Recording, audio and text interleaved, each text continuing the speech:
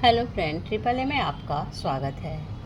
आज के इस वीडियो में इस खूबसूरत से बोनसाई के विषय में बात करेंगे, जिसको आप बिना वायरिंग के बहुत ही आसानी से तैयार कर सकते हैं। इस प्लांट का नाम है दुरंता इरेक्टा। आमतौर पर इस प्लांट को हम हेज के लिए यूज करते हैं।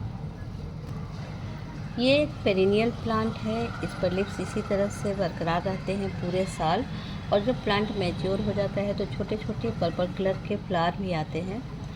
शुरुआत में जब लिप्स नए होते हैं इस तरह से गोल्डन कलर के होते हैं और बाद में ग्रीन कलर में टर्न हो जाते हैं, जिसकी वजह से प्लांट देखने में काफ़ी खूबसूरत लगता है।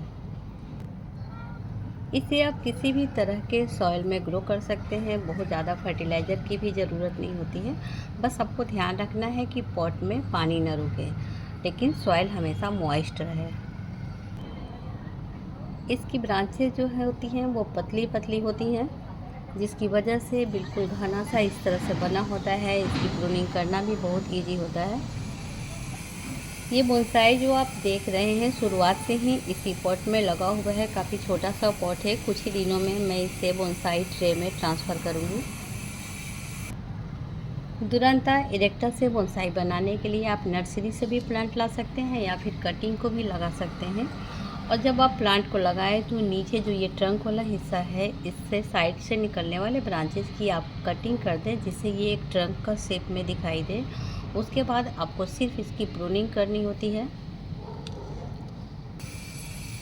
किसी भी प्लांट पे जब हम प्रूनिंग करते हैं तो ज़्यादा से ज़्यादा ब्रांचेज आते हैं और प्लांट धीरे धीरे खूबसूरत होते जाता है। और बोनसाई में प्रूनिंग का बड़ा रोल होता है। प्रूनिंग करने से ही इसकी अच्छी सी कैनोपी तैयार होती है। विंटर सीजन में इस प्लांट में ग्रोथ थोड़ी स्लो हो जाती है, उस समय आप इसकी प्रूनिंग नहीं करें। वही रेनी सीजन और समर सीजन में बहुत अच्छी ग्रोथ होती है, उस समय आप इसकी प्रूनिंग करते रहें, जिससे ज़्यादा से ज़्यादा ब्रांच आए। मेरे अब इस प्लांट में भी प्रूनिंग करने की ज़रूरत है, क्योंकि ये जो ब्रांच आप देख रहे हैं यहाँ और यहाँ, जो कि कैनोपी से बाहर निकल गई हैं, उनकी हमें प्रूनिंग करनी है। तो चलिए प्रूनिंग कर लेते हैं। तो अब प्लांट को हम इस तरह से घुमाते रहेंगे और देखते रहेंगे कि हमें किस ब्रांच की प्रूनिंग करनी है। तो इस तरह से जो भी ब्रांच है वो बाहर की तरफ निकला हुआ है, उसकी हम प्रूनिंग कर लेंगे।